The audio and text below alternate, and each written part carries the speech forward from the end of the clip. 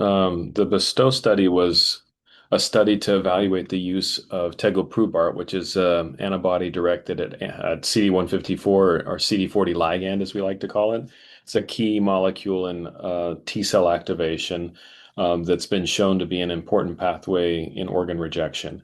So interrupting that pathway with an antibody like Tegoprubart can prolong survival, and it does so in a very specific way so that we don't see the side effects that traditional immunosuppression tends to bring along. So typically now we're using what's called a class of medications, calcineurin inhibitors. That includes Tacrolimus, which is what we use for most patients right now, and what was the comparator arm in the BESTOW study.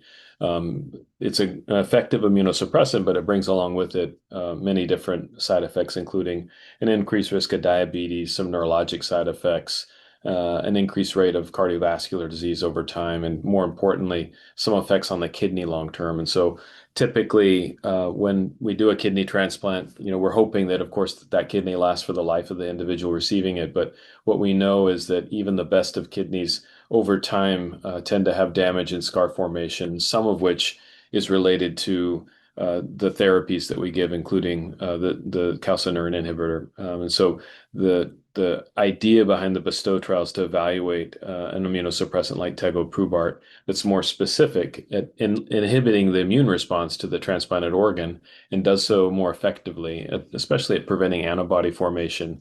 And in the long run, that's what can cause damage, along with some kind of specific effects of calcineurin inhibitors on kidney function over time. And so the BESTOW study and its extension following those patients after the 1 year initial results, showed that the patients that were treated with Tegoprubart had better kidney function in the transplanted kidneys compared to the tacrolimus treated patients, which again relates to kind of its mechanism of action being more specific on the immune response rather than having these side effects on the kidney itself like tacrolimus.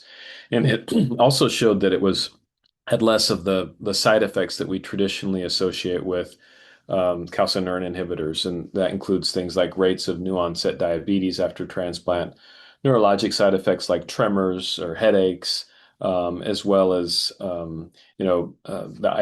the idea behind cardiovascular disease with hypertension and things like that. So in the end, I think what we saw was that having a more specific medication like Tegoprubart was related to having better kidney function in the long run, which means longer life of the kidney.